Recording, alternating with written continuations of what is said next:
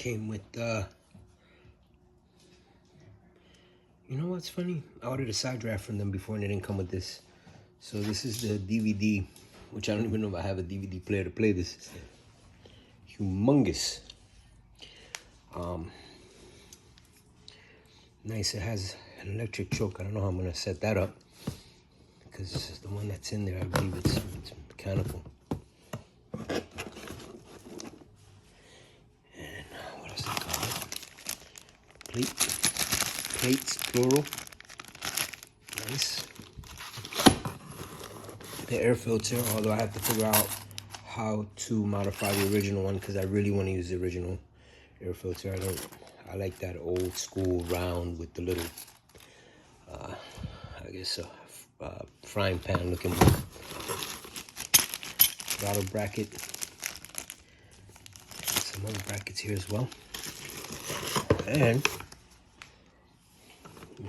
typical installation instructions. I'm not sure what that means, but I guess we'll find out. What, bud? Why you being nosy, bro?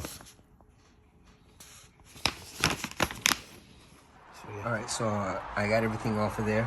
I got the studs out, took the gaskets out, cleaned it up. It's important that you put some sort of rag there so nothing falls in as you're doing that. So now on to the install kit, and it comes with the plate and the gaskets and to install the entire kit. So this plate actually goes here, and it goes on with some studs and some other plates in order to adapt it for the new car. But you'll see that. All right, so let's get going. All right, so I'm gonna begin taking the steps to permanently installing the carburetor.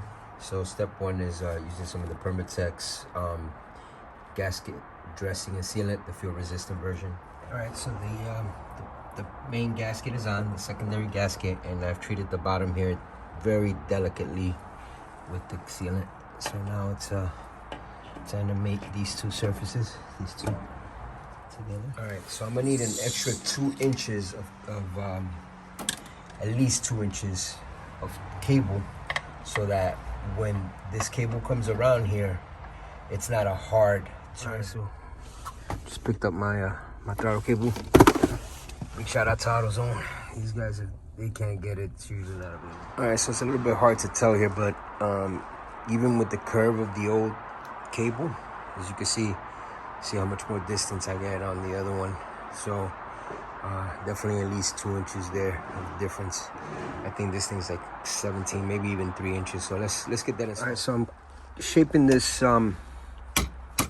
this bracket a little bit. I'm giving it some contour to work for my need.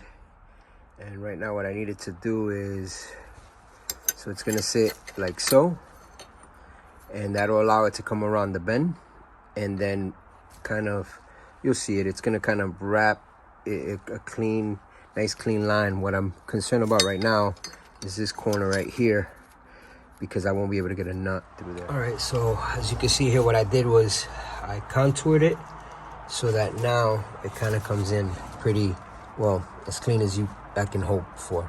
There's gonna be a pin here, and you'll see how that all works. However, I am gonna bend this a little bit more, give it a little bit more of a tilt. Gas, let it go. Gas, let it go. Gas. All right, so I've gone ahead and replaced this vacuum line with this rubber one right here.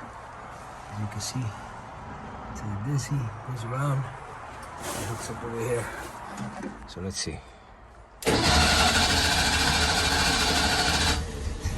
All right, there you go. She's running.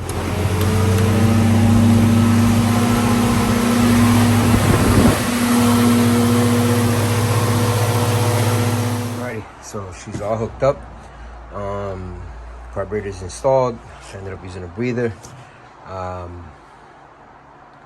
Trickiest part is that this carburetor does not fit the way that the instructions tell you, which is the other way, which is where the original throttle link is. So what I ended up having to do, the most complicated part, was finding a cable that was slightly longer, that Datsun 620 cable, and unfortunately you have to run it over the valve cover to come around. However, this works great, and it actually, although it looks like it doesn't, it actually clears the valve cover. It's hard to see.